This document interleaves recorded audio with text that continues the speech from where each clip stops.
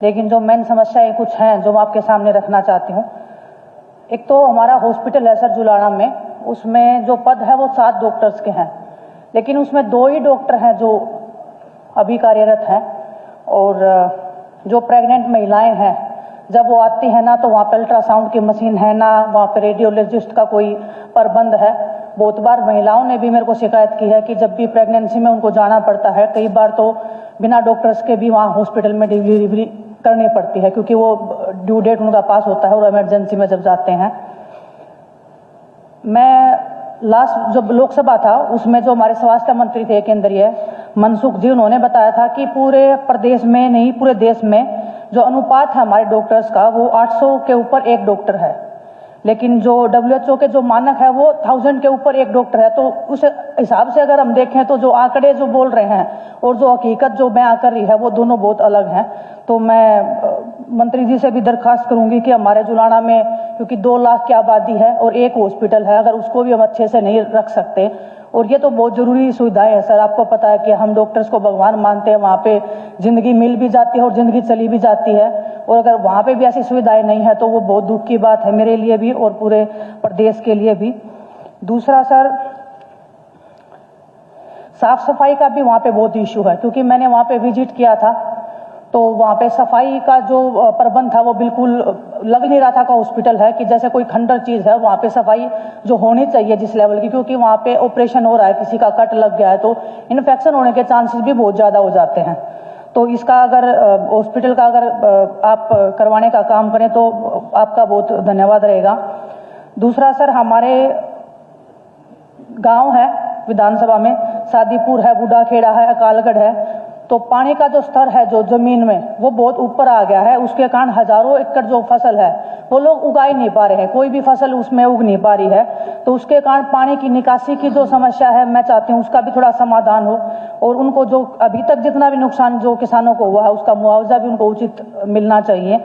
और ये सर, ये सिर्फ 3 गाँव के जो मैंने नाम लिए हैं वो सिर्फ 3 गाँव नहीं है, बहुत सारे, क्योंकि हमारा कृषि क्षेत्र है बहुत ज़्यादा, जींद का जो पूरा क्षेत्र है, और उसमें पानी की समस्या, पीने की भी बहुत ज़्यादा समस्या है और पानी के निकासी की भी समस्या है, और चाहे वो खेतों में है चाहे गाँव में जो निकासी का पानी है उसकी भी समस्या है। तो उसके लिए भी मैं चाहती हूँ कि मंत्री जी इस पर थोड़ा ध्यान दें, और विशेषकर जुलाना पे ज़्यादा ध्यान दें, क्योंकि इतना पिछड़ा हुआ क्षेत्र है। कई बार तो मेरे को भी दुख होता है कि ये पूरे प्रदेश में हमारा ऐसा क्षेत्र इतना पीछे क्यों रह गया है, जबकि अगर राजनीतिक तौर पे भी देखें, अगर हम बोलते हैं कि जो जींद है वो पूरे हरियाणा का दिल है, और वो दिल इतना बेकार तरीके से अगर वो सांस ले रहा है, वो धड़क भी नहीं पा रहा सही से, तो वो प्रदेश के लिए बिल्कुल अच्छी बात नहीं है। दूसरा सर, हमारे गांव है कुछ, गतौली है, जजवंती है, गढ़वाड़ी खेड़ा है, बख्ता खेड़ा है, जमोला है, करेला है। यहाँ पे जो ड्रेन के किनारे जो बारिश के दिनों में जो कच्ची मिट्टी होती है उसके कारण मिट्टी कट जाती है। जब बहुत ज़्यादा पानी का जब बहाव होता है तो पानी के बहाव के कारण जो सुंदरपुर ब्रांच नहर में जो पानी नहीं जा पाता है, क्योंकि उससे ब्लॉकेज हो जाता है। तो मैं चाहती हूँ कि सर जो बरसात का जो पानी का है उसकी निकासी के लिए ड्रेन बनाने का काम किया जाए, ताकि वो सुंदर जो ब्रांच है, नहर है, उसमें पहुंचाने का काम अच्छे से हो। और ड्रेन को अगर पक्का करेंगे तो तभी ये प्रबंध हो सकता है। तो मंत्री जी सब यहाँ पे बैठे हैं आप लोग, मैं चाहती हूँ कि जितने भी मुद्दे मैं बोलूँ उनके ऊपर कम से कम कार्रवाई होनी चाहिए, लोगों को मिलना चाहिए, जो हम विधायकगण जितने भी आवाज़ उठा रहे हैं।